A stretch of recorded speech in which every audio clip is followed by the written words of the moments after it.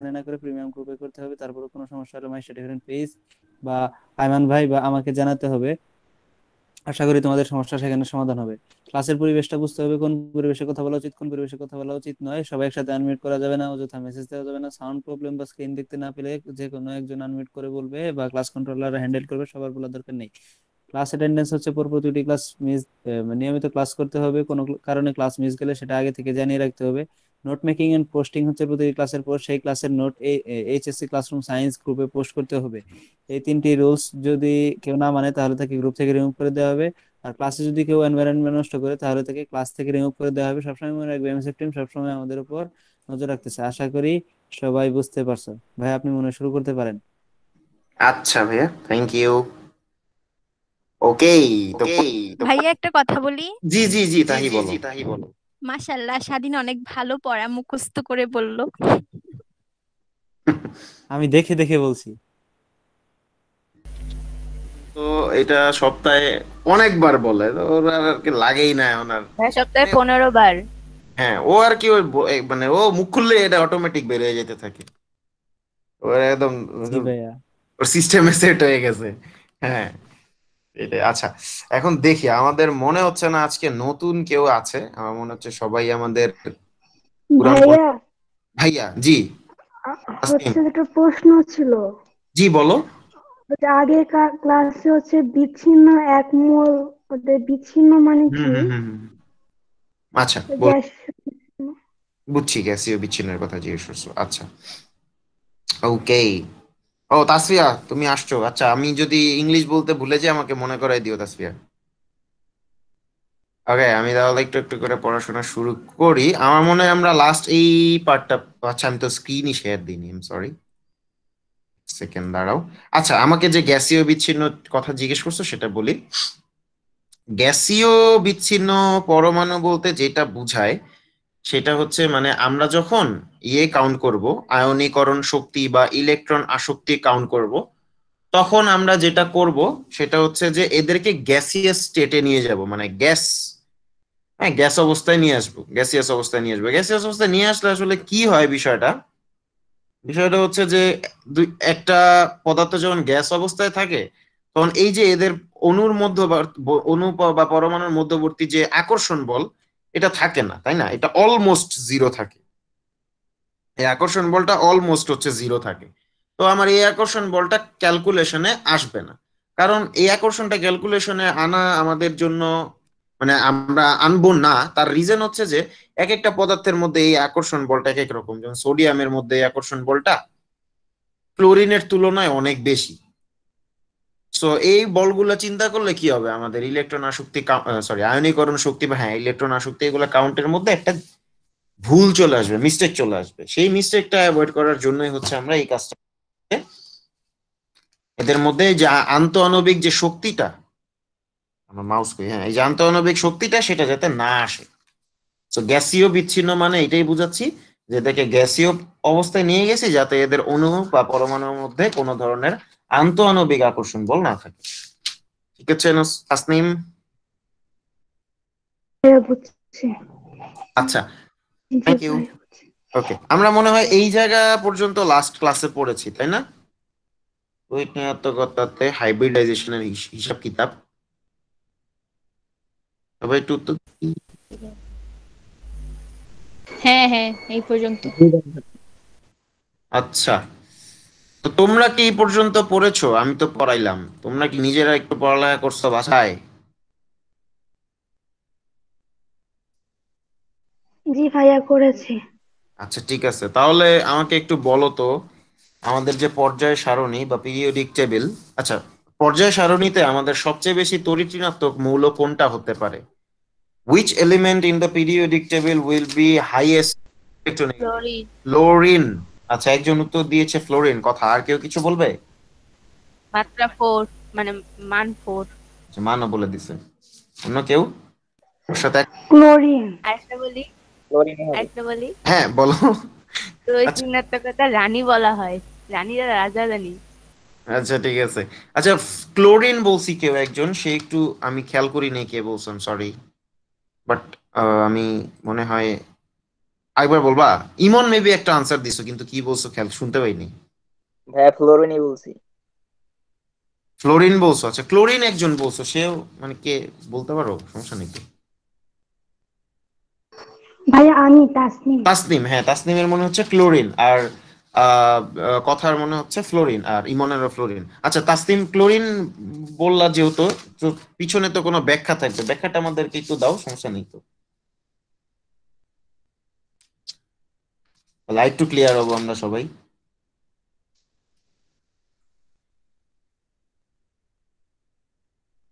যা হয়ে গেল। আচ্ছা। এটা তড়িৎ জি জি। তড়িৎ ঋণাত্মকতা তো হচ্ছে দ্বিতীয় পর্যায় থেকে তৃতীয় পর্যায়ের তড়িৎ ঋণাত্মকতার মানটা বেশি। দ্বিতীয় পর্যায়ে হচ্ছে তৃতীয় পর্যায়ে বেশি? না। না না, এটা ভুল, এটা ইলেকট্রন আসক্তি, আমি উল্টা পাল্টা করে জি, ফেলছি। হ্যাঁ আমি বুঝতে পারছি যে এই জায়গাটাতে এই প্যাচটা লাগাইছো, এই জন্য আমি আবার জিজ্ঞেস করছি। হ্যাঁ, ইলেকট্রন আসক্তির ক্ষেত্রে ক্লোরিনের বেশি, বাট তড়িৎ ঋণাত্মকতাতে একই পিরিয়ডে, ক্লোরিনের বেশি।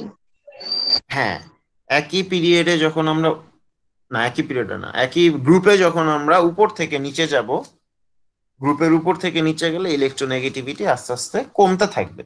সো ফ্লোরিনের ইলেকট্রোনেগেটিভিটি হচ্ছে বেশি হবে কম্পেয়ার টু ক্লোরিন।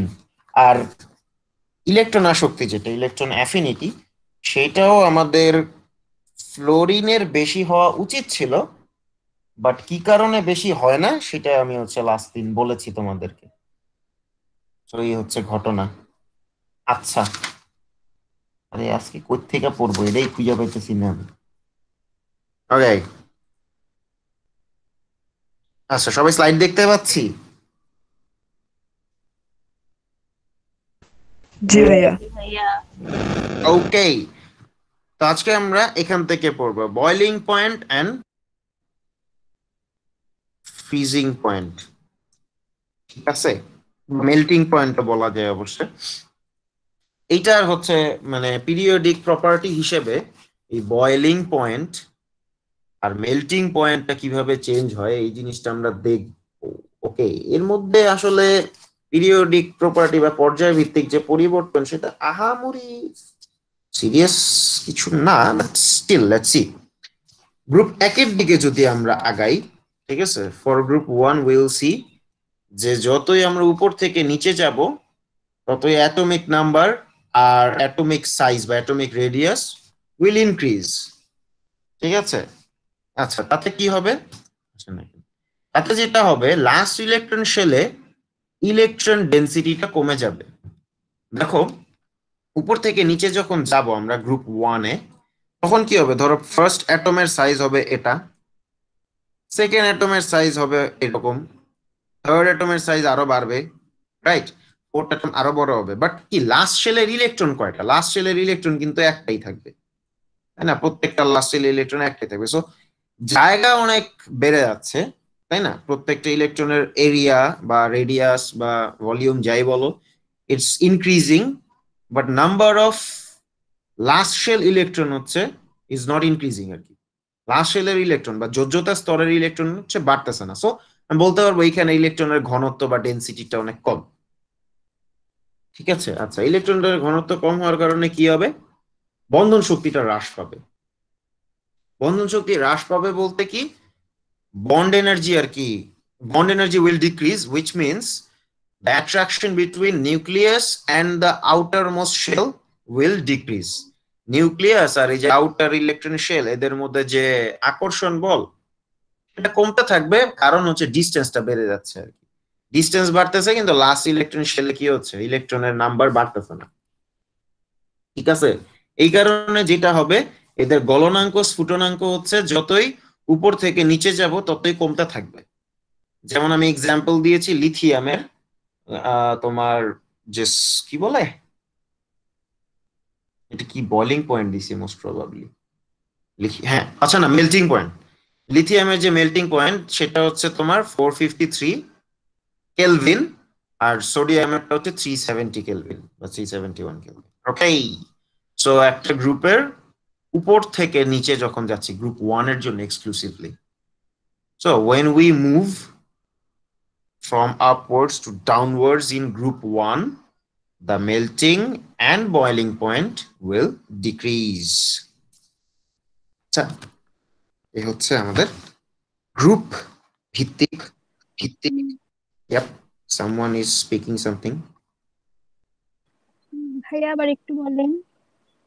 আবার আবার বলতে হবে আবার। আচ্ছা ঠিক আছে, বলতেছি, ওয়েট। আচ্ছা দেখো, আমরা হচ্ছে বেসিক্যালি পড়ছি হচ্ছে বয়েলিং এন্ড মেল্টিং পয়েন্টের গ্রুপ ওয়াইজ রিলেশন, ঠিক আছে? রিলেশনটা কি বলছি যে in group 1 when we move from upward to downward, the atomic number and atomic size both increase. Atomic number যে ইনক্রিজ পায় এটা আমাদের বেসিক্যালি খুব একটা ফোকাসের দরকার নাই, আমাদের অ্যাটমিক সাইজ বাড়তেছে, এটা হচ্ছে মেইনলি ফোকাসের দরকার আছে। বাড়লে কি হবে, যেটা বললাম, লাস্ট শেলে ইলেকট্রন ডেনসিটি কমে যাচ্ছে, কারণ শেল বড় হচ্ছে but number of electron is not increasing, একটা মাত্র ইলেকট্রনই আছে লাস্ট শেলে, বাট জায়গা বাড়তেছে, সো ইলেকট্রনের ঘনত্ব কমবে, খুব স্বাভাবিক। আচ্ছা এখন কি হচ্ছে, যেহেতু লাস্ট শেল ইলেকট্রন ঘনত্ব কমে যাচ্ছে, so last shell and the nucleus will attract each other less, মানে হচ্ছে লাস্ট শেল আর নিউক্লিয়াসের ভিতরে যে আকর্ষণ সেটা হচ্ছে কম হবে, বা যোজ্যতা স্তর আর নিউক্লিয়াসের মধ্যে আকর্ষণ হবে। আকর্ষণ কম হওয়া মানে হচ্ছে বন্ড এনার্জি কমে যাওয়া, বা সহজভাবে বললে ওই অ্যাটমের বন্ডিংটা উইক হয়ে যাওয়া, বন্ধনটা দুর্বল হয়ে যাওয়া। আর বন্ধন দুর্বল হওয়া মানে কি, তাদেরকে আমার গলাইতে আর ফুটাইতে ইজিয়ার হবে। সো এদের যতই গ্রুপের উপর থেকে নিচে যাবা ততই হচ্ছে melting and boiling point will decrease. এটার একটা এক্সাম্পল দিছি যে সোডিয়ামের টা লিথিয়ামের চেয়ে কম হয়, এই আর কি। বাকিগুলো দেখবা আরো কম হয়, বাট যেহেতু they all are metals in group 1, they all are metals, so তাদের কারোই হচ্ছে তোমার বয়লিং আর স্ফুটনাঙ্ক আর গলনাঙ্ক আর কি রুম টেম্পারেচার চেয়ে কম না, মানে তারা সবাই বয়লিং পয়েন্টে তো যাওয়ারই দরকার নেই তোমার, সরি মেল্টিং, হ্যাঁ বয়লিং পয়েন্টে যাওয়ারই দরকার নেই, মেল্টিং পয়েন্ট হচ্ছে রুম টেম্পারেচারের চেয়ে বেশি। ইনফ্যাক্ট আমাদের যে সিজিয়াম আছে, সিজিয়ামেরও হচ্ছে তোমার 290, ধরো 30 হইলে 301 ডিগ্রি সেলসিয়াস, 301 কেলভিন, তোমার গলনাঙ্ক হচ্ছে 301 কেলভিনের মতো সিজিয়ামেরও, যেটা হচ্ছে সবচেয়ে নিচের দিকে বলা যায়। সো সবগুলাই হচ্ছে বেশ কঠিন পদার্থই, বাট উপর থেকে নিচে গেলে গলনাঙ্ক এবং স্ফুটনাঙ্কটা কমবে আর কি। গ্রুপ 1, হ্যাঁ, রুম টেম্পারেচার 25 ডিগ্রি সেলসিয়াস কে বোঝায় না? জি, room temperature means 25 degree Celsius, which means 298 Kelvin. Okay, let's go forward.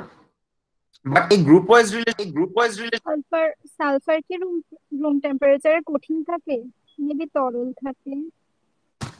আমি তো সালফার পড়াই নাই, এখন তো আমি পড়াচ্ছি অন্য জিনিসগুলা। আমার সালফারের কথা কেন মনে পড়লো? আচ্ছা ঠিক আছে, সালফার তরল থাকে না কঠিন থাকে? আচ্ছা সালফারের যদি কেলাস থাকে, ঠিক আছে, সালফারের কেলাস থাকলে সেটা হচ্ছে তোমার কঠিনই হবে, ওই যে তোমার ইয়ে করে যে থাকে, S8 তৈরি করে যে থাকে, ঠিক আছে, কারণ সালফারের বয়লিং সরি তোমার মেল্টিং পয়েন্টও বেশ হাই, এটা হচ্ছে অ্যাপ্রক্স 115 ডিগ্রি সেলসিয়াস সালফারের হচ্ছে তোমার গলনাঙ্ক, ঠিক আছে। যেমন সোডিয়ামের গলনাঙ্ক দেখলাম না আমরা, কত কেলভিন দেখছি, 370 কেলভিন, তার মানে সোডিয়ামের গলনাঙ্ক হচ্ছে তোমার 97 ডিগ্রি সেলসিয়াসের মতো, সেখানে সালফারের গলনাঙ্ক পাচ্ছি আমরা 115 degree Celsius. So you can understand it's pretty high, কারণ এটার কেলাস ধর্ম আছে। বুঝছি ছোট্ট বন্ধু আহি? আচ্ছা ওকে, আচ্ছা যেটা আমি বলতেছিলাম সেটা হচ্ছে যে গ্রুপ ওয়াইজ যে রিলেশনটা আমি বলছি, এটা চন্দ্র সূর্যের মতন ধ্রুব সত্য না, হ্যাঁ, গ্রুপ ওয়াইজ রিলেশনটা চেঞ্জ হতে পারে। যেমন গ্রুপ 1 এর জন্য উপর থেকে নিচে স্ফুটনাঙ্ক গলনাঙ্ক কমতেছে, বাট গ্রুপ 17 কি হয় সেটা আমরা একটু দেখে আসি। গ্রুপ 17 এর যে প্রপার্টি, এটা সিম্পলি অপোজিট টু গ্রুপ 1, ঠিক আছে। The properties of melting and boiling point of group 17 is simply opposite of group 1 compare to group 1। কেন অপোজিট বা কেন অন্যরকম হবে এটার ডিসকাশনটা, সেটার রিজন হচ্ছে গ্রুপ 1 হচ্ছে metal, and the metal atoms are bonded by metallic bond, ঠিক আছে, এরা ধাতব বন্ধনে আবদ্ধ। বাট যারা গ্রুপ 17 আছে এরা হচ্ছে নন মেটাল, আর এরা হচ্ছে কি মানে ডাইঅ্যাটমিক ফরমেশনে থাকে বা দ্বিপরমাণু Cl2 fluorine 2, right, iodine 2 bromine 2 ও পসিবল। তো এই জন্য এদের ক্যালকুলেশনটা আমাদের যে গ্রুপ 1 তাদের সাথে মিলবে না। এদের কি হয়, when we move upwards to downwards in group 17, the atomic number increases and so the কি হবে internal attraction force increases, ঠিক আছে, এদের যে আন্তঃআণবিক আকর্ষণ সেটা বাড়ে, প্লাস পারমাণবিক সংখ্যা বা অ্যাটমিক নাম্বার বাড়ার কারণে যেটা হয় এদের ভরও কিন্তু বাড়তেছে। এটাও একটা ফ্যাক্টর কিন্তু, যে একটা অ্যাটমের মধ্যে অনেক বেশি পরিমাণে এখন পার্টিকেল থাকতেছে, এটা কিন্তু একটা ফ্যাক্টর, অনেক বেশি পরিমাণে পার্টিকেল থাকতেছে। প্লাস কি হচ্ছে এদের যে মধ্যবর্তী অ্যাট্রাকশন ফোর্স, ইন্টারমলিকিউলার অ্যাট্রাকশন ফোর্স যেটা, সেটা হচ্ছে ইনক্রিজড হচ্ছে, ঠিক আছে, যতই আমি উপর থেকে নিচে যাচ্ছি। সো অবভিয়াসলি যেহেতু সবকিছুই বাড়তেছে, আকর্ষণ melting point and boiling point will increase quite naturally, যার এক্সাম্পল হচ্ছে বয়লিং পয়েন্টটা দেখাচ্ছি। ফ্লোরিনের বয়লিং পয়েন্ট হচ্ছে -188, সেখানে ক্লোরিনের হচ্ছে -34.6, সো ম্যাসিভ ডিফারেন্স, এবং প্রচুর ডিফারেন্স হয় আসলে, ঠিক আছে। ক্লোরিনের চেয়ে আয়োডিনের আরো ডিফারেন্স হয়। আয়োডিনের হচ্ছে আহ আচ্ছা ব্রোমিন আছে মাঝখানে, ব্রোমিনের হচ্ছে 58 এর আশেপাশে কিছু হয়, আয়োডিনের হচ্ছে 180-র আশেপাশে কিছু হয় ডিগ্রি সেলসিয়াসে আর কি। তো এগুলা অনেক মানে ডিফারেন্স দেখে গলনাঙ্কুশ ফুটন বা মেল্টিং বয়লিং পয়েন্টের দিকে। আচ্ছা, আর আরেকটা জিনিস সেটা হচ্ছে আমরা জানি মনে হয় সবাই যে রুম টেম্পারেচারে ফ্লোরিন আর ক্লোরিন গ্যাসীয় বা গ্যাসিয়াস, বাট ক্লোরিন হচ্ছে লিকুইড বা তরল, ক্লোরিন বলতেছি কেন, ব্রোমিন হচ্ছে লিকুইড বা তরল, আর হচ্ছে তোমার আয়োডিন কঠিন পদার্থ রুম টেম্পারেচারে, ঠিক আছে। সো এই হচ্ছে এদের গ্রুপ 17 এর বয়েলিং অ্যান্ড যে সরি মেল্টিং অ্যান্ড বয়েলিং পয়েন্টের যে রিলেশন, গ্রুপ ওয়াইজ রিলেশন বা গ্রুপ ওয়াইজ চেঞ্জ, সেটা দেখলাম। সো গ্রুপ 1 এন্ড গ্রুপ 17 আর totally opposite to each other. Okay, ভাই এটার মেইন রিজন কি এটা ধাতু না অধাতু এই জন্য? মেইন রিজনটা হচ্ছে কি মানে এদের যে বিপরীত ধর্ম থাকার মেইন রিজনটা হচ্ছে এদের বন্ধনের চেঞ্জ, ঠিক আছে। আমি বন্ধনের চেঞ্জ গুলা আমরা পড়বো সামনে, তাও এখন একটু বলি। মেটাল বা ধাতুগুলার যে বন্ধন সেটা ধাতব বন্ধন বলে। ধাতব বন্ধন তোমরা এসএসসি লেভেলে একটু একটু পড়ে আসছো, যে ধাতব কেলাস থেকে লাস্ট শেলের ইলেকট্রন গুলা বের হয়ে যায়, বের হয়ে হচ্ছে পুরা খন্ড জুড়ে, হ্যাঁ হ্যাঁ। এইসব বিষয় আসে আছে। আর 17-এ ওরা হচ্ছে অধাতু, এবং এদের ভিতরে এরা কি অধাতু গুলা কি F2Cl2 এভাবে থাকে, এবং এই অণুগুলার মধ্যে একটা দুর্বল জাস্ট ভ্যান্ডার ওয়ালস বল নামে এক ধরনের বল থাকে, রাইট। আমি জানি না তোমরা জানো কি না, হোপ ইউ নো গাইস। মানে ধরো এই একটা পরমাণু, এই একটা পরমাণু, এদের মধ্যে বন্ড আছে, এটা একটা F2, আর ধরো এদিকে হচ্ছে আরেকটা F2 এরকম আছে, হ্যাঁ, এটাও একটা F2। এবার এদের মধ্যে জাস্ট কোনো ডাইরেক্ট তোমার ইয়ে নাই, অ্যাট্রাকশন ফোর্স নাই, এখানে একটা খুবই উইক একটা অ্যাট্রাকশন ফোর্স আছে, যেটাকে বলা হয় ভ্যান্ডার ওয়ালস ফোর্স। ভবিষ্যতে পড়বো আমরা যখন আমরা এই চ্যাপ্টারটা কি আমি বারবার বলি যে এই চ্যাপ্টারের নাম হচ্ছে পর্যায়বৃত্ত ধর্ম আর রাসায়নিক বন্ধন। তো আমরা পর্যায়বৃত্ত ধর্মের মধ্যে আছি, রাসায়নিক বন্ধন পড়লে এই জিনিসগুলো আস্তে আস্তে পড়বো।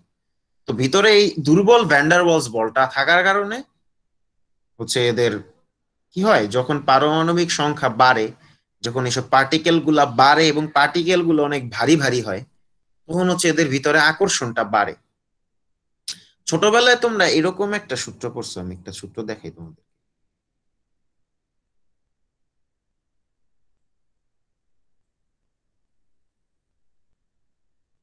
পড়ছো না এই ফর্মুলাটা? জি ভাইয়া। কিসের ফর্মুলা এটা? জি ভাইয়া কে বলেছো বুঝি নেই। মহাকর্ষ সূত্র। কুলম্বের। মহাকর্ষ আমি সূত্র। গ্র্যাভিটেশনাল ফোর্সের কুলম্বকে বললো, ওই লামিসা কুলম্ব বলছো? মহাকর্ষ। মহাকর্ষ সূত্র এটা। হ্যাঁ, এটা হচ্ছে সূত্র। Gravitational force. Yep, gravitational force. Thank you everybody. So এই যে ভ্যান্ডারওয়ালস যে ফোর্সটা, এটা গ্র্যাভিটেশনাল ফোর্স দ্বারাও অনেকটা ইফেক্টেড হয়। তো গ্র্যাভিটেশনাল ফোর্সে দেখো, আমার যখন মাস বাড়বে তখন এই ফোর্সটা বেড়ে যাবে, কিন্তু সেগুলোর যখন মাস গুলা বাড়তে থাকতেছে তখন এই ভ্যান্ডারওয়ালস ফোর্সটাও বাড়তে থাকে। সো আলটিমেটলি তোমার হচ্ছে এদের মধ্যকার যে ইন্টারমলিকুলার অ্যাট্রাকশন ফোর্স এগুলো বাড়ে। ওকে, যার কারণে হচ্ছে তোমার বয়লিং পয়েন্ট এন্ড মেল্টিং পয়েন্টটা বাইরে যায়। ওকে, এখানে যাই। আচ্ছা, বয়লিং এন্ড মেল্টিং পয়েন্টের মধ্যে এবার হচ্ছে তোমার পিরিয়ডিক রিলেশন, এবং তোমরা জেনে অনেক খুশি হবা যে এদের কোনো নির্দিষ্ট নিয়ম নাই। সো এদের কিছু করা লাগবে না। মানে এরা র্যান্ডমলি চেঞ্জ হইতে থাকে, আসলে পিরিয়ড ওয়াইজ কোনো সার্টেন টাইপের কোনো প্যাটার্ন দেখা যায় না। ঠিক আছে, এই যে যাও। আচ্ছা, আমি তোমাদের জন্য একটা ছবিও আছে, যেমন দেখো, এটা হচ্ছে থার্ড পিরিয়ড, তৃতীয় পর্যায়, এখানে লেখা আছে।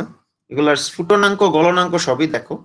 স্ফুটনাঙ্কটাতে জাস্ট মনোযোগ দাও, একটা প্যাটার্নে মনোযোগ দাও। এখানে হচ্ছে বাড়তেছে বাড়তেছে বাড়তেছে, আবার দুম করে কমে গেছে, কমে যায় আবার বেড়ে গেছে, আবার দুম করে কমে যায় আবার আরো কমে গেছে। মানে কোনো নিয়ম নাই, হঠাৎ বাড়তেছে হঠাৎ কমতেছে। ঠিক আছে, সো এটার জন্য পিরিয়ড ওয়াইজ আমাদের কিছু পড়া লাগবে। তবে এর অনেক ব্যাখ্যা কারণ টারণ আছে। যেমন যদি আমরা কয়েকটা ভাগে ব্যাখ্যা দিতে পারি বা প্যাটার্ন ফলো করতে পারি, যেমন এই পর্যন্ত না, এই পর্যন্ত একটা প্যাটার্ন দেখতেছি যে বাড়তেছে। আচ্ছা, এই পর্যন্ত কেন বাড়তেছে সেটা আমরা একটু ডিসকাস করা যায়। বিষয়টা হচ্ছে এরকম, দেখো, এই অ্যালুমিনিয়াম পর্যন্ত মেটালিক প্রপার্টি অনেক হাই, সিলিকনের হিসাবে পরে আসে। অ্যালুমিনিয়াম পর্যন্ত কি হচ্ছে, মেটালিক প্রপার্টি আছে এদের সবাই।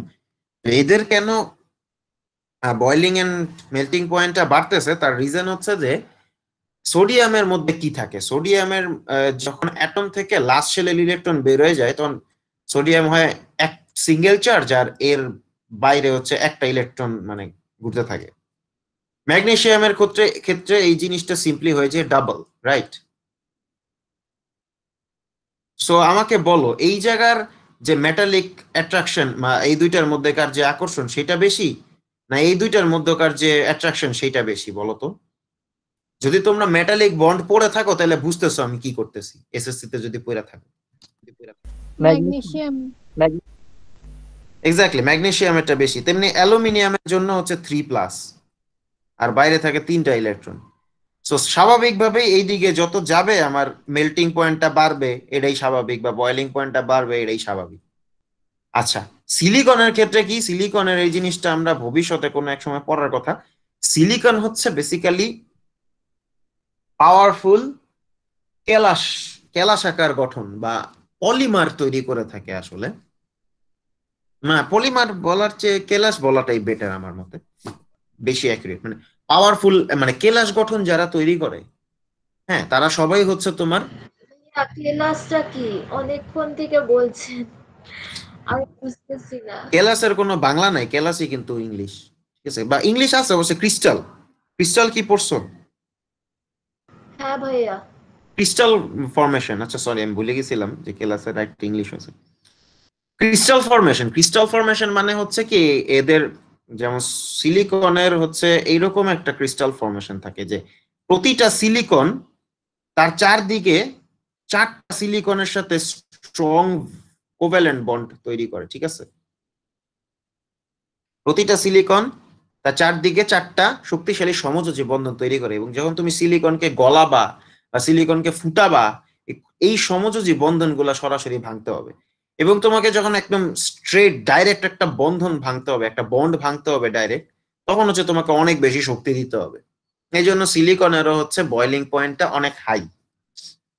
ওকে, আবার ফসফরাসের ক্ষেত্রে এরকম কিছু নাই। ফসফরাসের ক্ষেত্রে কি হচ্ছে, ফসফরাসের যে একটা অ্যাটম না, মলিকিউল বলা উচিত, যেমন আমরা P4 করছিলাম, ফসফরাসের এই একটা P4 এর সাথে আরেকটা P4 এর মধ্যে ওইরকম পাওয়ারফুল কোনো বন্ড নাই ভ্যান ডার ওয়ালস বল ছাড়া। আবার সালফারেরও ওইরকম, যদি চিন্তা করি এদের মলিকিউলের মধ্যে সেই জন্য এদের একটু হচ্ছে কি বয়লিং এন্ড মেল্টিং পয়েন্টটা একটু লোয়ার, বাট কাহিনী কি এরা অবশ্যই ভারী অণু দেখতে পাচ্ছ, হ্যাঁ P4 সো এদের মধ্যে এই জন্য হচ্ছে কি ভ্যান ডার ওয়ালস যে ফোর্সটা সেটা মোটামুটি পাওয়ারফুল আছে কম্পেয়ার টু দেম। এদের অবস্থা খুবই করুণ, ঠিক আছে। এটা হচ্ছে কি ডাইঅ্যাটমিক ফরমেশন, মানে Cl2 দ্বিপরমাণু। আর আর্গন তো নিষ্ক্রিয় গ্যাস মানে নোবেল গ্যাস, তো এদের মধ্যে কোনো ধরনের অ্যাট্রাকশন ফোর্স আসলে নাই বললেই চলে। এই জন্য এটার অবস্থা আরো খারাপ। দেখো এটার মেল্টিং আর বয়লিং পয়েন্ট অলমোস্ট কাছাকাছি আর কি, মানে এটা আসলে সবসময় বাতাস হিসেবেই থাকে আর কি, অলমোস্ট গ্যাসীয় অবস্থা আর কি। বুঝতে পারছি ভাইয়া ইয়াপ, বলেন। সিলিকনেরটা হচ্ছে সিলিকন ডাইঅক্সাইড না, এজন্য এটার মানে না এটা না না পলিমার না যৌগ না, এই জন্য। সিলিকন ডাইঅক্সাইড হচ্ছে তৈরি করে, সেটাও হচ্ছে এই টাইপেরই ফরমেশন, বাট মানে এখানে আমি সিলিকন ডাইঅক্সাইডের কথাটা ব্যাখ্যা করিনি, বাট হ্যাঁ সিলিকন ডাইঅক্সাইডের ক্ষেত্রেও এই ধরনের ফরমেশন পাওয়া যায় আর কি।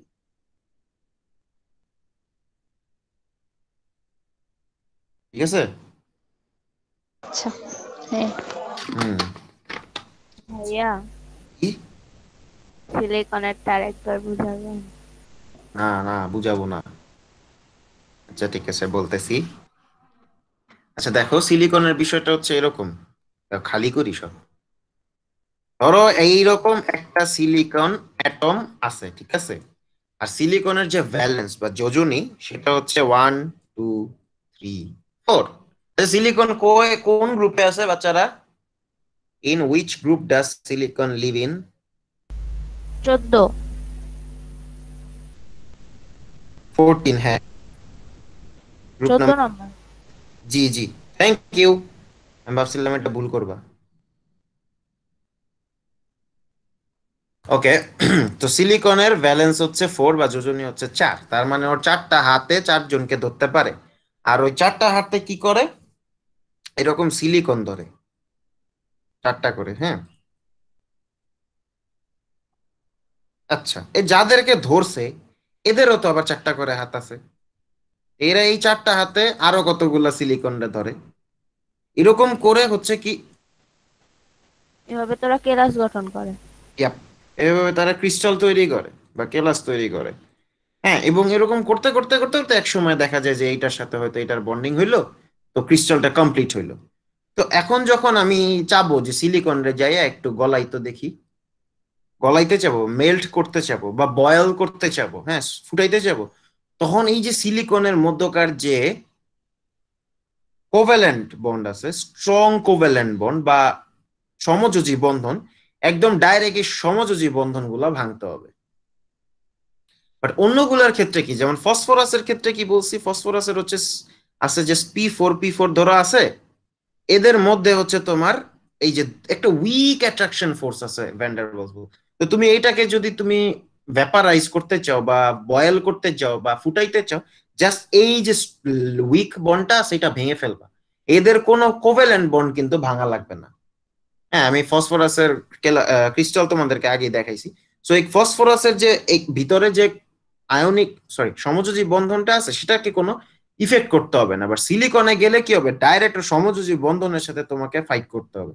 সো তোমাকে প্রচুর পরিমাণে শক্তি দিতে হবে, দ্যাট মিনস তোমাকে প্রচুর পরিমাণে তাপ দিতে হবে। আর প্রচুর পরিমাণে হিট দেওয়া মানে হচ্ছে এর বয়লিং পয়েন্ট অনেক হাই বা স্ফুটনাঙ্ক অনেক বেশি।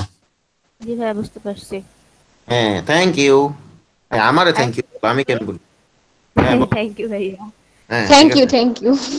আচ্ছা ভ্যান আচ্ছা ডার ওয়ালস যে বলটা হ্যাঁ সেটা কি অধাতুর মধ্যে থাকে বেশি? হ্যাঁ ভ্যান ডার ওয়ালস ধাতু? বলটা, ধাতুর মধ্যে ভ্যান ডার ওয়ালস বল থাকার কোনো চান্স নাই। ধাতুর মধ্যে ধাতব বন্ধন সিম্পলি এটা ফিক্সড। ভ্যান ডার ওয়ালস বলটা হচ্ছে অধাতব অণুর জন্যই প্রযোজ্য। ওকে থ্যাংক ইউ ভাইয়া। আচ্ছা ওয়েলকাম। আচ্ছা আমরা তাহলে সামনের দিকে যাই। এখানে কি আছে, আরো আছে? আরে এগুলো এখানে এমনি ছিল নাকি? আচ্ছা কি বলছি এখানে? হ্যাঁ, এই যেগুলা বলছি, যে একটু আগে বললাম যে মেটালিক বন্ডে কি হচ্ছে, এই যে মৌলের ধনাত্মক চার্জের মুক্ত ইলেকট্রনের সংখ্যা বাড়ে, তাই ধাতব বন্ধন শক্তিশালী হয়, এটা দেখাইলাম তোমাদেরকে। এই যে সিলিকনের আলাপটা এখানে আছে, আর এগুলো সব লেখাই ছিল, আমি এত কষ্ট করে পেঁচাল পাচ্ছি। আচ্ছা, এই যে সিলিকনের আলাপটা, ঠিক আছে, ত্রিমাত্রিক জাল আর কি, ক্রিস্টাল টাইপের আর কি, বৃহৎ অণু তৈরি করে, এগুলা এখানে বলছি। আর এই যে এখানে হচ্ছে তোমার বাকিগুলার হিসাব কিতাব, ঠিক আছে, সবগুলোই বলছি, বুঝছোই তো। কারো স্লাইড লাগলে বইলো। আচ্ছা, আর আর লাস্টে কি লিখছি, এদের কাহিনী একটু বলি নাই। আর্গন, আর্গন হচ্ছে কি সিঙ্গেল অ্যাটমিক, মানে এদের আর্গন হচ্ছে নোবেল গ্যাস, নিষ্ক্রিয় গ্যাস, তো এরা হচ্ছে কোনো ধরনের বন্ডিং এ যায় না, যেহেতু এরা কোনো ধরনের বন্ডিং এ যায় না, এদের অ্যাট্রাকশন ফোর্স খুবই কম, এবং এই জন্য এদের কম। ভাইয়া নিষ্ক্রিয় গ্যাসের ইংলিশ নোবেল গ্যাস। হ্যাঁ, নোবেল গ্যাস, NOBLE। নোবেল মানে ভদ্র, নিষ্ক্রিয় গ্যাস কারোর সাথে কোনো ধরনের গ্যাঞ্জামেও নাই, সম্পর্কেও নাই, এজন্য নোবেল গ্যাস নাম দেওয়া। সুপার ভদ্র। অবশ্যই আমি এটাকে ভদ্র ধরি না, আমি এটাকে ইনঅ্যাক্টিভ ধরি, মানে সেদিকেও নাই সেদিকেও নাই, কোনো কামের না। আচ্ছা, তোমাদের কার কার মনে হয় নিষ্ক্রিয় গ্যাস কোনো কাজেরই না? মানে এই যে আমি বললাম যেরকম,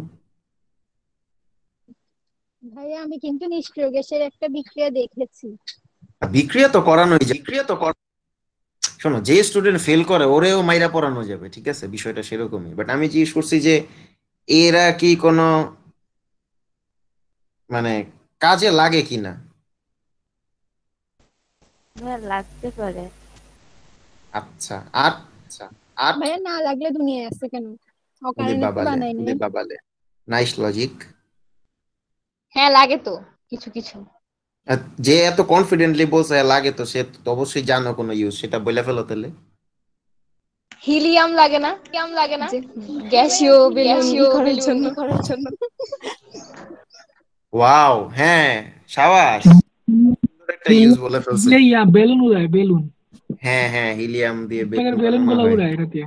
এক্স্যাক্টলি, ওগুলোতে হিলিয়াম গ্যাস থাকে। এছাড়াও আরো, মানে হিলিয়াম গ্যাস শুধু ওই সব বেলুনের জন্যই না, আরো হচ্ছে বড় বড় যে এয়ার বেলুন তৈরি করে ওগুলোতেও হিলিয়াম গ্যাস ইউজ করে।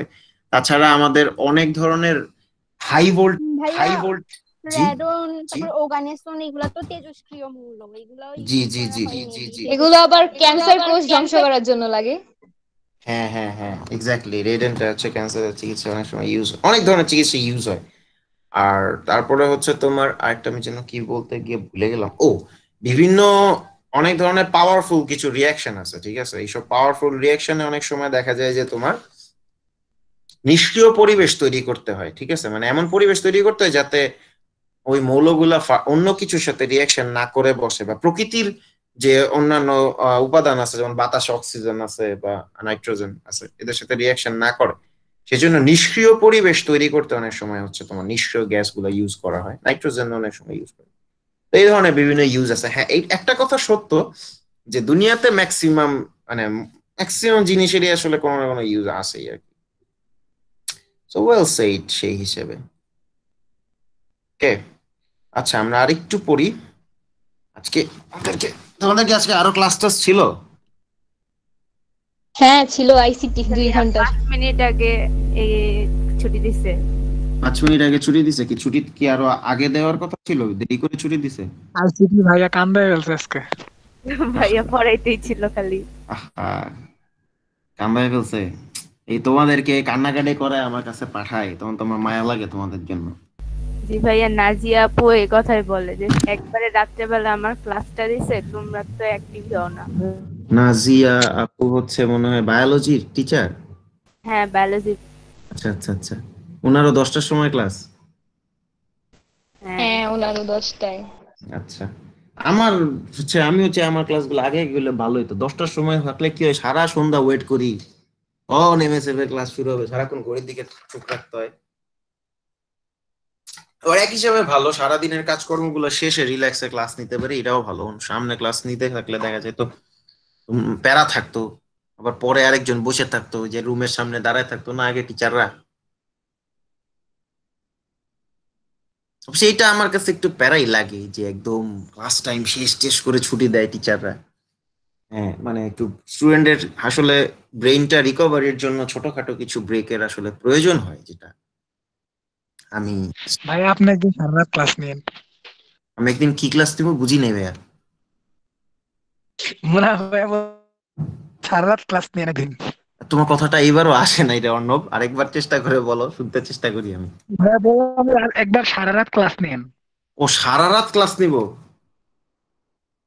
সারা রাত ক্লাস নিলে মানে কি এমন মজা পাবা সারা রাত ক্লাসে, বুঝলাম না তো।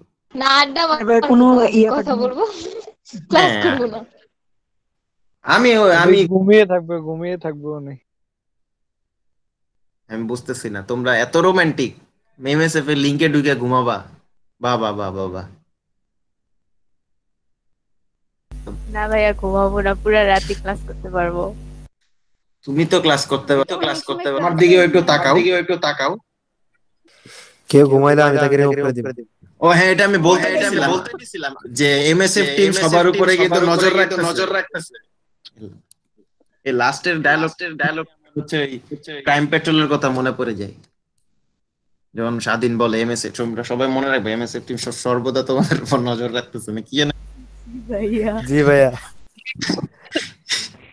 সাবধান থাকুন, সতর্ক থাকুন। সেটাই। মনের দরজা জানালা খোলা রাখুন। রোম্যান্স উতলায় পড়তেছে, মনের দরজা জানালার ভিতর চলে গেছে।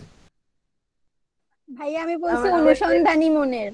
ও অনুসন্ধান, আচ্ছা ঠিক আছে। তাই আপু তো আমাদের কবি মানুষ না, এর জন্য। ও আচ্ছা, হ্যাঁ আচ্ছা, জানি না তো, শোনাইও একদিন কবিতা। এই যে আনমিউট, কিছু বলতে চাও? আচ্ছা ঠিক আছে, আমরা তাহলে সামনের দিকে আগাই। পড়াশোনা ভালো ভালো গল্প হচ্ছিল, আমারই তো পড়াশোনা করতে ইচ্ছা করতেছে না। না করতে হবে, কই আমার স্লাইড কই? আচ্ছা তোমরা স্লাইড দেখতে পাচ্ছ?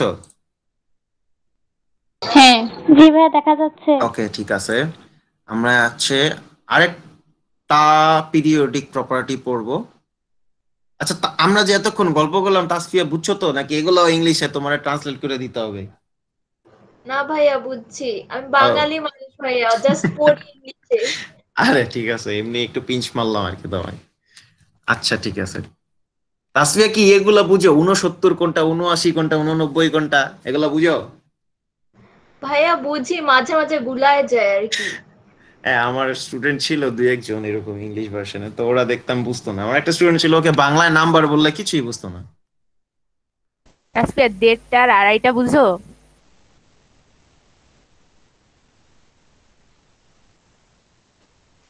তা আমি বুঝি না মাঝে মাঝে। এর আর আড়াই তো অনেক সময় আমারও ভুলাই যায়। আর হচ্ছে 2টা 30। প্রথমটা একটা কত? 1.5 মানে একটা হ্যাঁ 30। 1.5, ইয়েস এক্স্যাক্টলি। এটা কোনটা, 2:30 না 1:30? বলছে 1.5 এটা। দেখ কেমন করে, আসলে দেখে রাখো কে কে তোমাকে অপমান করতেছে। ভাইয়া অপমান কেন করবো, মজা করলাম। হ্যাঁ, আর সাবধানে কইরো, এমএসএফ টিম কিন্তু তোমাদের উপর নজর রাখতেছে। আচ্ছা চলো আবার পরমাণুর আকার পড়ি, মানে স্বাধীন আমারই রিমুভ করে দিবে ক্লাস থেকে। আচ্ছা দেখো পরমাণুর আকারে কি হয়। পরমাণুর আকার জিনিসটা কি, সেটা পরমাণুর আকারটা বা অ্যাটমিক সাইজটা বেসিক্যালি আমরা ডিটারমাইন করি হচ্ছে অ্যাটমিক রেডিয়াস দিয়ে বা পারমাণবিক ব্যাসার্ধ দিয়ে। পারমাণবিক ব্যাসার্ধটা কি জিনিস? নিউক্লিয়াস থেকে পরমাণু সর্বোচ্চ স্তরের ইলেকট্রন মেঘের দূরত্বকে পারমাণবিক ব্যাসার্ধ বলে। The distance of the last electron shell from the nucleus is called atomic radius.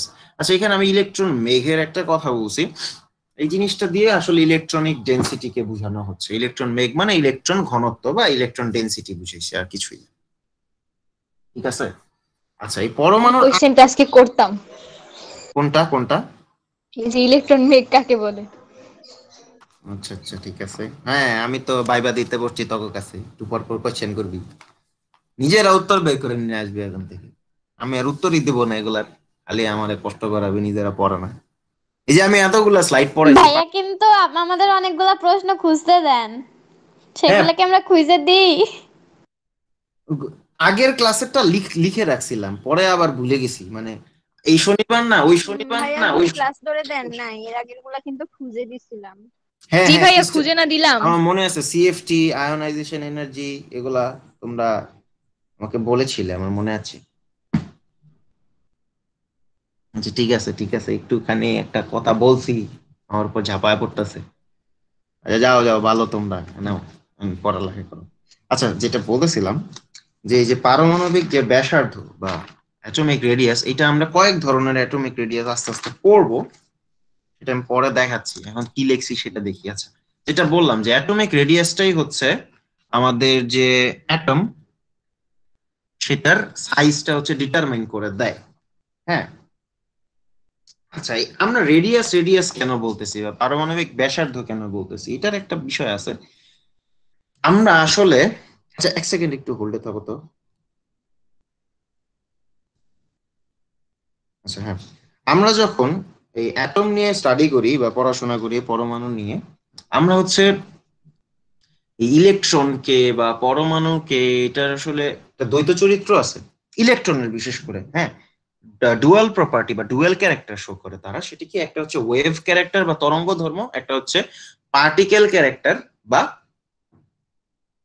কণা ধর্ম। এবং আমি তোমাদেরকে অরবিটাল এবং অরবিট যখন পড়াইছিলাম আগের চ্যাপ্টারে, তখন কারা ছিলাম মনে নাই আমার, তো যারাই যদি থেকে থাকো কেউ, তখন হচ্ছে আমি এই ইলেকট্রনের ওয়েভ এবং পার্টিকেল যে ক্যারেক্টার, কণা এবং তরঙ্গ ধর্মের কথাটা একটু ব্যাখ্যা করছিলাম। আর অ্যাটম বা পরমাণুকে যখন আমরা কনসিডার করি, আমাদের এই লেভেলে আমরা পরমাণুকে একটা সুষম গোলক হিসেবেই কাউন্ট করি, ঠিক আছে? আচ্ছা, তো এখন এই যে আমি পারমাণবিক ব্যাসার্ধ বলতেছি বা অ্যাটমিক রেডিয়াস বলতেছি, আসলে শুধুমাত্র নিষ্ক্রিয় গ্যাসগুলোরই হচ্ছে অ্যাটমিক রেডিয়াস বের করা সম্ভব ক্লিয়ারলি। কারণ হচ্ছে এদের মধ্যে আসলে কোনো ধরনের বন্ডিং নাই। যখনই অ্যাটম গুলোর মধ্যে বন্ডিং বা বন্ধন চলে আসে, রাসায়নিক বন্ধন চলে আসে, তখন হচ্ছে কি পরমাণুর ব্যাসার্ধ গুলো একটু কষ্টসাধ্য হয়ে যায় নির্ণয় করা। আমরা যখন সামনে আরো পড়বো, আর একটু পরেই, একটু পরে না আর কি, হয়তো বা নেক্সট ক্লাসে পড়বো, তখন হচ্ছে আমরা দেখবো যে কিভাবে হচ্ছে এই জিনিসগুলা একটু টাফ বা একটু ডিফারেন্ট বা একটু কমপ্লেক্স হয়ে যাচ্ছে, ঠিক আছে?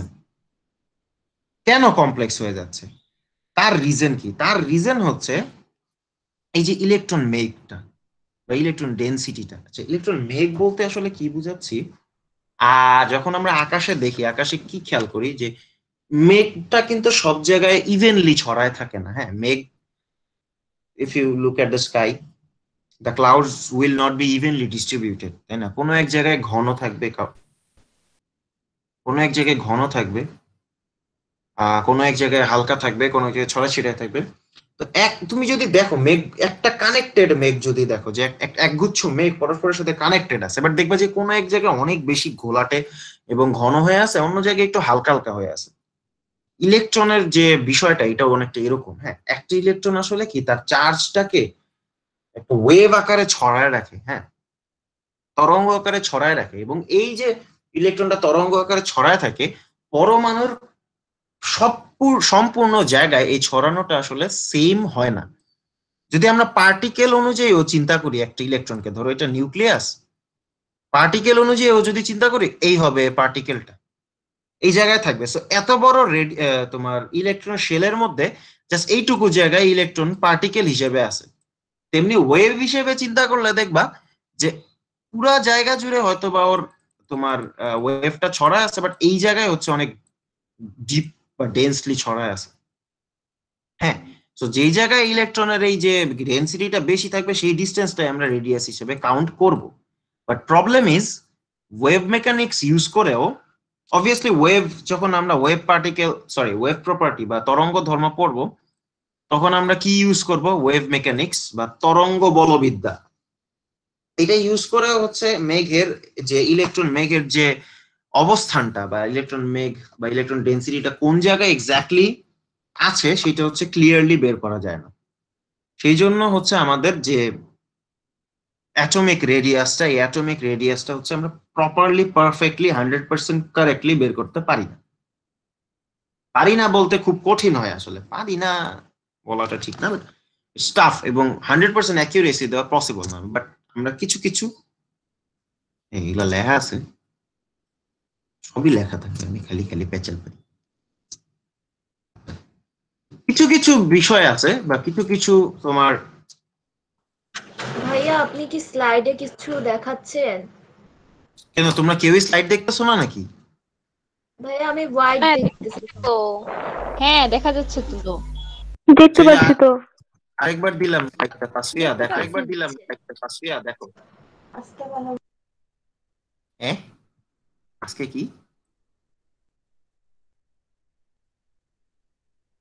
চলে গেছে, সবাই চুপ হয়ে গেছে। আচ্ছা ঠিক আছে, সমস্যা নাই। যদি এমন হয় কেউ স্লাইড দেখতে পাচ্ছ না তাহলে তো এভাবে বলবাই। আর যদি কখনো এরকম হয় একান্তই দেখতে পাচ্ছ না তো পাচ্ছই না, তাহলে হচ্ছে যেটা করবা সেটা হচ্ছে পরবর্তীতে রেকর্ডিং এ গেলেই দেখতে পাবা, সমস্যা নেই। আর আমি যেগুলো বলতেছি এগুলো আচ্ছা এটা বলতেছিলাম যে কিছু কিছু জিনিস আছে, যেমন রঞ্জন রশ্মি বিবর্তন, আণবিক বর্ণালী, রমন বর্ণালী। ইংলিশ এটার কি হবে? রঞ্জন রশ্মি মানে হচ্ছে আসলে রেড লাইট কে বলা যায় আর কি, ঠিক আছে। আণবিক বর্ণালী মানে স্পেকট্রাম, হ্যাঁ atomic spectrum, simply molecular spectrum. Raman spectrum, এই ধরনের কিছু এক্সপেরিমেন্ট আছে, এই ধরনের কিছু থিওরি আছে যেগুলা হচ্ছে, বা এই ধরনের কিছু এক্সপেরিমেন্ট আছে সহজভাবে বলে, যেগুলো দিয়ে আমরা হচ্ছে অ্যাটমিক রেডিয়াসটা নির্ণয় করে থাকি সাধারণত। ঠিক আছে, বুঝতে পেরেছি সবাই? অমন বর্ণালীটা কি দাদা ভাইয়া? আচ্ছা এগুলার বর্ণনা তোমাদের বইয়ে নাই, একদমই নাই, এগুলা তোমাদের প্রয়োজনও নাই। বাট যদি তোমাদের মনে হয় তোমরা শিখতে চাও, আমি তোমাদেরকে বুধবার পর্যন্ত সময় দিলাম, নিজেরা দেখে আসো এগুলা কি, দেখে আমাকে বইলো। তো সেই আইডিয়া তোমরা যদি মোটামুটি বুঝতে পারি যে না একটু পরিশ্রম করছো, দেখছো টেকছো, তাহলে বাকিটা আমি একটু বলে দিব না, সমস্যা নেই।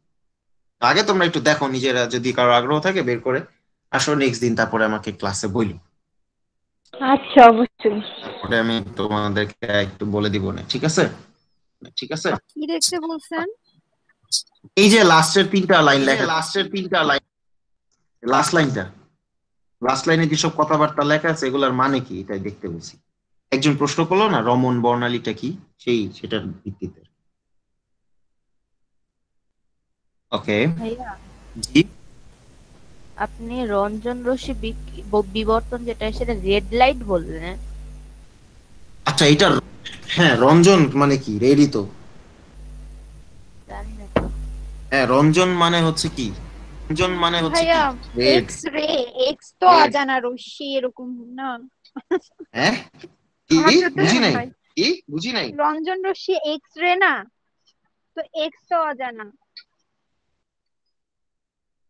রঞ্জন রশ্মি এক্স রে তাই বলতেছ? আচ্ছা মানে ও আচ্ছা সেটা, আচ্ছা রঞ্জন রশ্মি কি বলে, এক্স রে এর বাংলা কি রঞ্জন নাকি?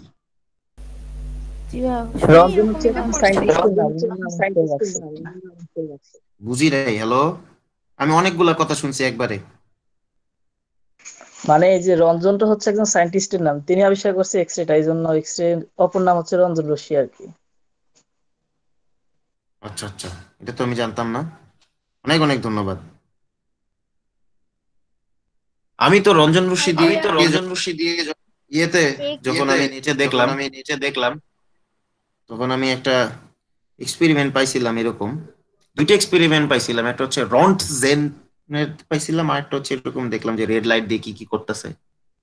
ডিটেইলে যাইনি। ওকে থ্যাংক ইউ পণ্ডিতেরা আমাকে একটা ভালো জিনিস শেখানোর জন্য। আচ্ছা আমি যেন কি একটা বলতে নিয়ে ভুলে গেলাম। আচ্ছা যাক, পরের পণ্ডিত স্লাইড। নামটা সার্থক। অবশ্যই। ওকে নেক্সট স্লাইডের একটা জিনিস আছে সেটা আমরা এখন পড়ি, ঠিক আছে? আচ্ছা কি বলছি, পারমাণবিক ব্যাসার্ধ, যেটা আমি একটা তোমাদেরকে যেটা ডেফিনেশন দেখাইছি, ওই ডেফিনেশনটা হচ্ছে থিওরিটিক্যাল ডিফারেন্স আসলে, বাট আমি অলরেডি অনেকগুলা কথাবার্তার মধ্যে এটা বলেই দিছি যে থিওরিটিক্যালি ওইভাবে বের করা বা প্র্যাকটিক্যালি ওইভাবে বের করা হচ্ছে ইটস ভেরি টাফ। তো প্র্যাকটিক্যালি আমরা কিভাবে বের করি? প্র্যাকটিক্যালি হচ্ছে আমরা বের করি কিভাবে, দেখো বন্ধনে আবদ্ধ।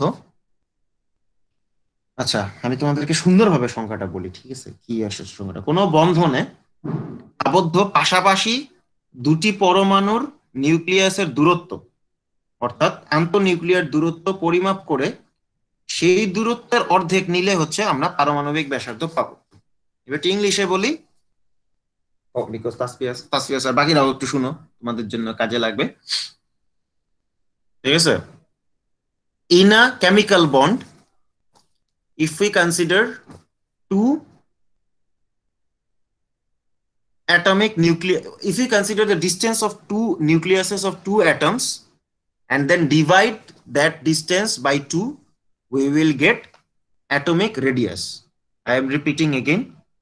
In a chemical bond, if we consider the distance of two atomic nucleus and then divide the distance by 2, we will get atomic radius. ঠিক আছে? এইভাবে কেন বের করা হয়? কারণ হচ্ছে দুইটা মানে বন্ডে রাসায়নিক বন্ধনে থাকা পাশাপাশি দুইটা পরমাণুর নিউক্লিয়াসের যে দূরত্ব, এটা বের করা ইজিয়ার, ঠিক আছে? সাইড ওয়াইজ দুইটা অ্যাটমের নিউক্লিয়ার ডিসটেন্সটা বের করা। হ্যাঁ, কিভাবে বের করে?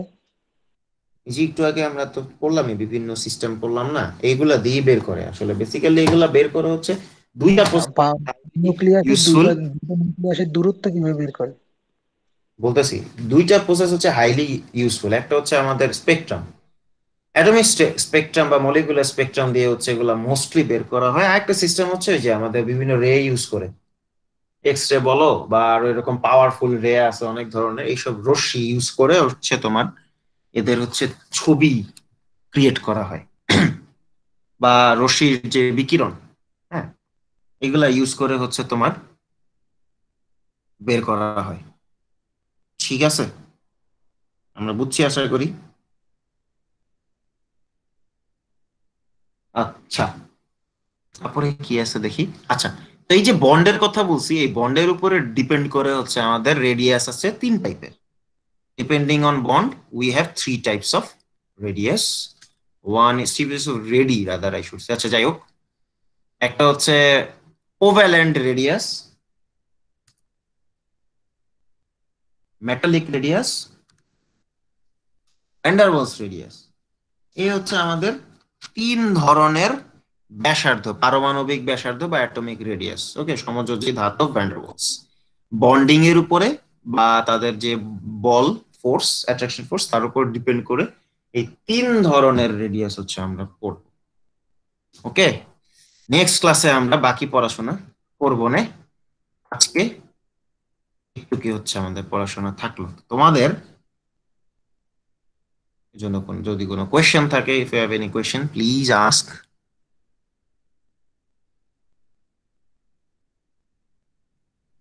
যা কিছু বলার আছে এমনি কিছু বলো, কোয়েশ্চেন না থাকলেও।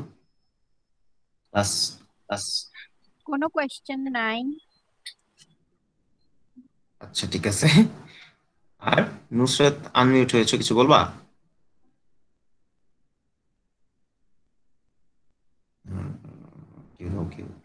আচ্ছা ভাইয়া, ভালো কথা, আমার তো কেমিস্ট্রি মেইন বই বাদে আর কোনো বই নাই, কোনো গাইড বইও কিনি নাই। তো এখন আমি কিনতে চাইছি, কি কিনবো? গাইডের মধ্যে তো আমি যেগুলো বেশি নাম ডাক শুনি তারা হচ্ছে লেকচার আছে, পাঞ্জেরি আছে, এই দুইটার মধ্যে একটা গাইড কিনো। গাইড থাকলে যেটাই বুড়া বয়সে এসে গাইড করতাম। বুড়া বয়স, সেকেন্ড ইয়ারে তো তাই বললাম। তুমি তো পরোক্ষভাবে আমাকে বৃদ্ধ বললা। না ভাইয়া, যাই হোক, আমি মানি না। আর তুমি যদি বুড়া হয়েই থাকো তাইলে আর কি করবা? পড়ালেখা চাইরা দাও, বাচ্চা কাচ্চা পালো, বিয়ে শাদী করো, যদি তাই হয়ে থাকো। আর যদি মনে হয় তাই বিয়েতে দাওয়াত দেন।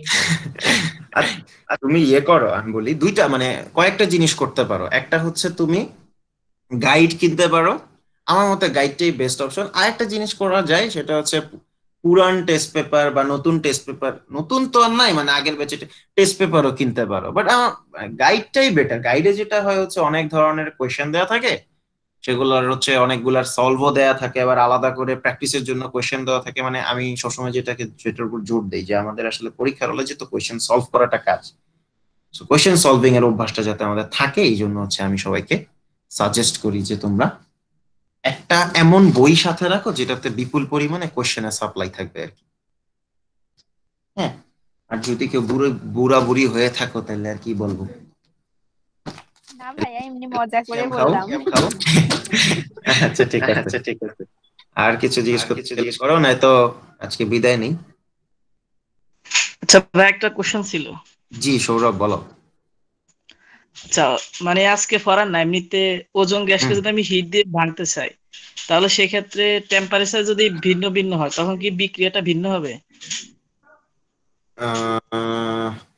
ডিপেন্ড করে আসলে কি বিক্রিয়া করাচ্ছ। ওজোন গ্যাসকে তো হিট দিয়ে ভাঙার প্রয়োজন হয় না, ওজোন তো এমনি গ্যাসীয় অবস্থায় ভেঙে ভেঙেই আছে। মানে আমি যদি ওখান থেকে অক্সিজেন পেতে চাই, ওজন হ্যাঁ সেটা আসলে ডিপেন্ড করে অনেক কিছুর উপরে, কি পরিমাণ পরিবেশে আসো। হ্যাঁ, বিক্রিয়ার পরিবেশের উপরে, চাপের উপরে। হ্যাঁ অবশ্যই টেম্পারেচারে যদি ভেরি হয় বিক্রিয়াটাও ডিফারেন্ট হবে। ওগুলো এখন হ্যাঁ মানে মানে আমরা তো দেখছি একটা থেকে O3 থেকে O2 হতে পারে, আর কি কোনো আছে এরকম রিঅ্যাকশনটা? এটা যদি একটু বলতেন। আর কি হবে, মানে ওজনের একটা রিঅ্যাকশন আছে যেটা আমাদের জৈব যৌগে আছে, এই একটা রিঅ্যাকশন যখন পড়াবো তখন দেখবা। আর ওজনের আরেকটা রিঅ্যাকশন তো তোমরা শুনছোই, এর সাথে হয় সিএফসি গ্যাস যখন যায় আকাশে তখন সেটার সাথে রিঅ্যাকশন করে। এই না তো মানে শুধুমাত্র ওজনকে ভাঙবো, সেক্ষেত্রে কি অক্সিজেন ছাড়া আর কিছু উৎপন্ন হতে পারে? ধরেন টেম্পারেচার বা প্রেসারটা এটা আর কি চেঞ্জ পাবা, করবো, ওজনের মধ্যে অক্সিজেন ছাড়া আর কিছু আছে? আর কেমনে উৎপন্ন হবে? মানে জায়মান এগুলো কিছু পাওয়া যাবে, জায়মান ধরনের? যাই পাবা সেগুলো অক্সিজেনই পাবা আর কি। যেটাই পাও ওটা অক্সিজেনেরই কিছু না কিছু পাবা আর কি। অণু পাও, জায়মান পাও, যেটা পাও সেটা বিক্রিয়ার উপর ডিপেন্ড করে অক্সিজেনের কিছু আর কিছু পাবা আর কি। বুঝছো? জি আচ্ছা, থ্যাংক ইউ ভাই। আচ্ছা, ফ্রি রেডিকেল বেসিক্যালি পাওয়ার চান্সই বেশি থাকে। কারণ আমার ফ্রি রেডিকেল কি এটা না জিগাইও না, এটা যদি জানতে ইচ্ছা করেন এটা পড়বা। অবশ্য আমিও পড়াবো, আমি পড়াবো না তা না, আমাদের এই এইচএসসি কেমিস্ট্রিতেই আছে। আচ্ছা ঠিক আছে মুক্ত মৌল, ফ্রি হ্যাঁ রেডিকেল মুক্ত মৌল।